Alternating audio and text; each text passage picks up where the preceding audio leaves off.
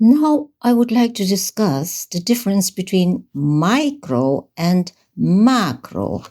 In my explanations, I usually address the macroeconomy, but I understand that many people, when they hear the term economy, immediately associate that with their micro situation. I, my individual economic situation, my business. I, however, am more focused on the bigger picture, the relatedness between everything. But that view is not evident for everyone.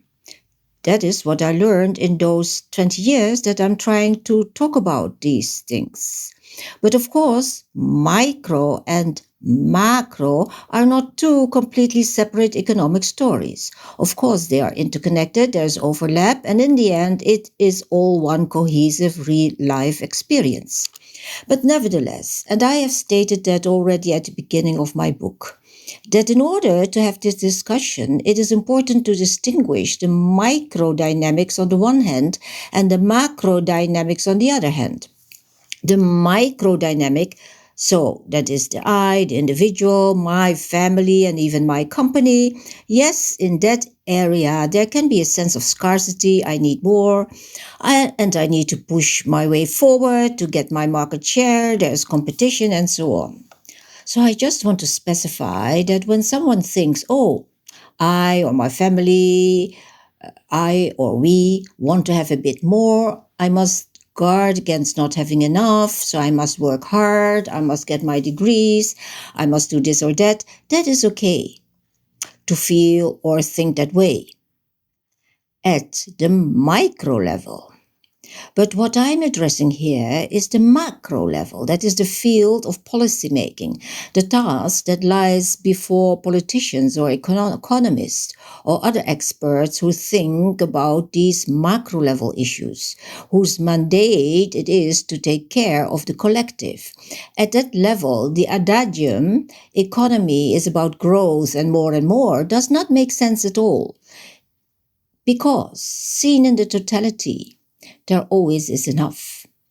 I'm not sure how it was 2 or 3 thousand years ago, but at this moment in time, speaking at a material level, seen statistically, if we would compute all the data, then there is enough for everyone to live. There is abundance even. So at the macro level, the issue is not, oh, there's scarcity, we need to plan for more and more. The macro mandate is most of all how to distribute, how to manage that the products will go there where the needs are, where the people are who need those things to live and to survive. It is a purely logistical task. Here is the product, the service, or whatever things fulfill the needs.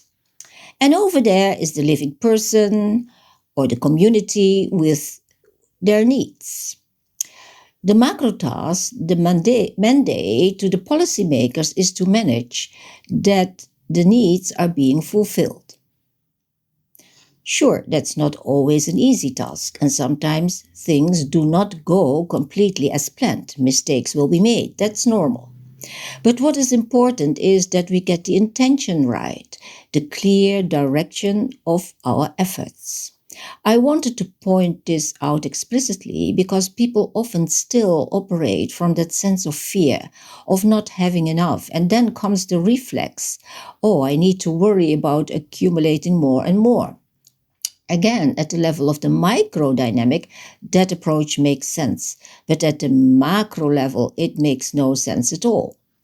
That means that as democratically empowered citizens, what we are in the Netherlands and in many other countries, and with this understanding of the difference between micro and macro, we should demand from our policymakers, from our governments, to fulfill the macroeconomic mandate.